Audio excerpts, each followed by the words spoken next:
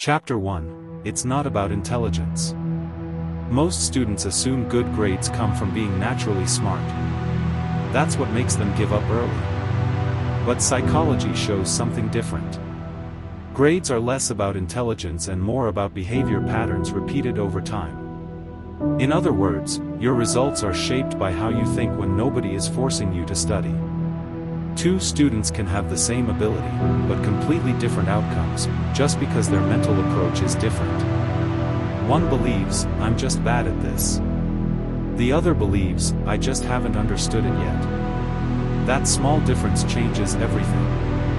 Because your mindset decides your actions long before your actions decide your grades. Chapter 2. The Role of Identity. One of the strongest psychological drivers in performance is identity. Students who do well don't just study more.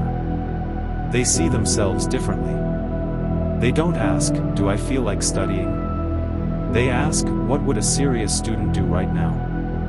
That shift removes negotiation. Because once something becomes part of your identity, it stops feeling optional.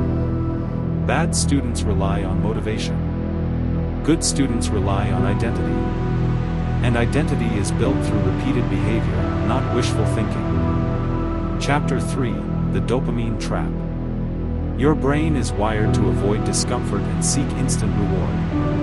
That's where most students lose control. Studying is delayed reward. Social media, games, and videos are instant reward.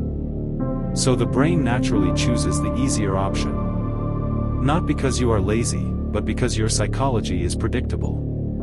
Good students don't have different brains. They control their environment differently. They reduce temptation. They make studying the easiest available option, not the hardest one. Because discipline is not about willpower alone. It's about reducing resistance. Chapter 4. Focus and cognitive load. Another key psychological factor is attention. Your brain can only hold a limited amount of information at once. When you multitask, your cognitive load increases, and performance drops. That's why studying while checking your phone feels productive but produces weak results. Good students protect their attention. They do one task at a time. They reduce input so their brain can actually process information deeply. This is also why short, focused study sessions often outperform long distracted ones. Understanding improves when attention is stable. Chapter 5. Feedback loops and progress. Psychology is strongly shaped by feedback. If you feel like you are improving, you continue. If you feel stuck, you quit. Good students create visible progress systems. They test themselves regularly. They notice improvement in scores, speed, or understanding. That creates a feedback loop. Effort leads to progress. Progress leads to motivation. Motivation leads to more effort. Average students break this loop by only testing themselves in exams. Then they wonder why nothing improved. Chapter 6. The long-term mindset shift. At a deeper level, good grades come from how you think about time. Most students think short-term. Do I understand this for tomorrow?